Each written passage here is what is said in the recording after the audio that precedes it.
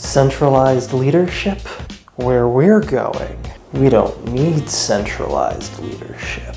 I'm not going to do the whole video with them on, that would just be too cringe. Are you interested in printing your own gun? Want to keep oppressed minority groups around the world safe from hate by allowing them to defend themselves? Congrats, you just joined Are We Cool Yet? Look, I don't make the rules. You're a member now. Punch socials this Friday, bring a gun and some ammo. Are We Cool Yet is a group of decentralized artists, engineers, and builders, all working together with one same mission. Guns are for everyone. Guns should not be a dividing factor. Are you a human being? Congratulations, you're allowed to defend yourself. And 3D printing technology will democratize access. Politicians don't want an armed population because an armed population is going to be harder to control. That sounds perfect. Arm the poor. Hey, it's not just a sticker. God, this is going to get demonetized. But what on this channel isn't? It's not like I'm making any money off of this. Haha! Poor! Fake laugh, hiding real pain. Now I want to make it clear I'm not encouraging anybody in the United States to break the law. Don't build a gun illegally, think of your dog. The ATF definitely is. This is at best a touchy subject, but I want to make it clear to every legal entity out there, I would never encourage somebody to illegally make a firearm. In the US. If you live anywhere on the planet under an authoritarian regime and you need to be able to resist, 3D printer go bird, no? Shoot me a message if you have any questions. That said, to be clear, check with your own local laws and make your own decision about whether or not this is legal for you to do and whether you should be doing this. I'm not a lawyer, I'm an idiot making videos on the internet. And this is not legal advice, this is a dumb video. I do want to talk to people very briefly before I get into the rest of this video about 3D guns in general. You see, there's a lot of misconceptions and a lot of misinformation that's currently out there, and part of that has to do with the fact that there has been a number of major advancements in 3D printing capabilities within the past 5 to 10 years. So a lot of people who may have looked at this between 5 and 10 years ago and seen kind of where the state of the technology was, might have assumed it might not have moved on nearly as much as it has. So, how safe is a 3D printed gun? That depends! That's horrifying.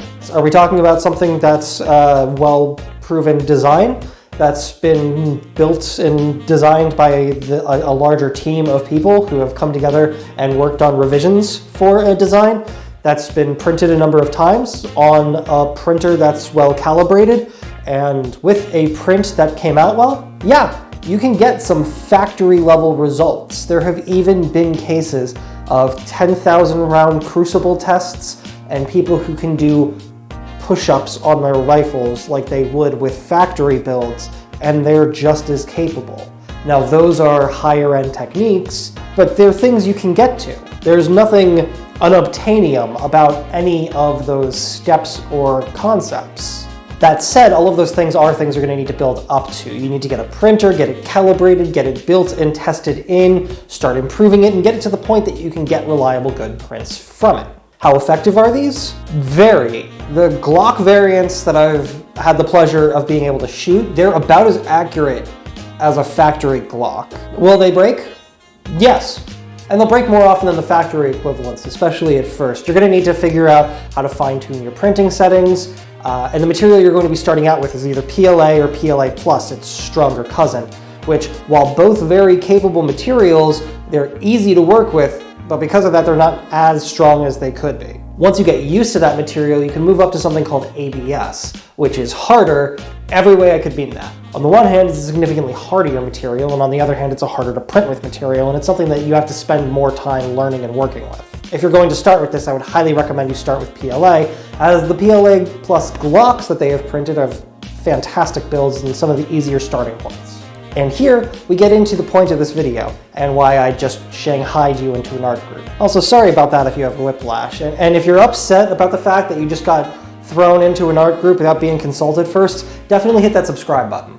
One of the last comments that I see a lot is, does that even really count as a 3D printed gun? Because you would have things like the Liberator, which is a single shot kind of experiment of a weapon, and even the occasional like the Maverick, both of which I want to do builds on this channel, which are entirely 3D printed weapons, But also importantly, they are not what you think of when you think of as a gun. They are single shots. They are using lower power rounds. Glocks had a tendency to use something known as a parts kit. And a parts kit is where you buy all of the parts of a gun but the frame, that minimum part of a gun that is considered a gun.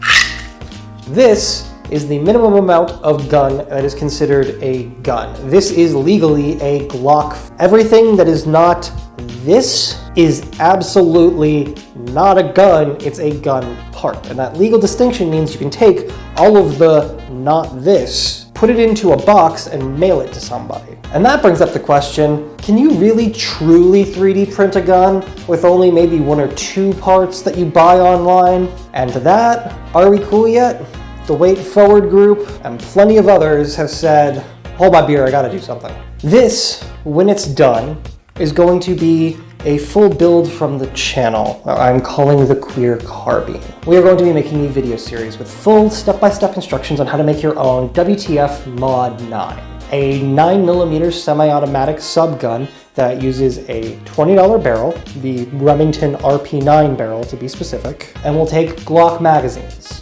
We're also going to have a full video series on making your own Glock mags with a 3D printer. So this, combined with a sling and a red dot, is going to end up being a fairly decent home defense weapon, as well as a community protection weapon. It is chambered in 9mm, and all of the parts are relatively easy to come by. And you will notice that the Queer Carbine has both the Are We Cool Yet logo, Queer armor on the one side, and the serial number is Armed Queers Bashback. Because yes, we fucking do. So thank you so much for tuning in, I really do appreciate this, and thank you for joining Are We Cool Yet? We've got IDs coming. We don't have IDs coming, we don't have IDs, are you crazy? If you liked this video, hit the like button. If you didn't like it, figure out the Morse code for I did not like this, and then tap that into the like button, and I'll get the message on the other end. If you want to see more content like this, hit that subscribe button. And if you want to support the channel, at the moment we have a GoFundMe going so that we can try and get some better equipment. And remember, moral doesn't mean legal, and Stonewall was a riot. Peace.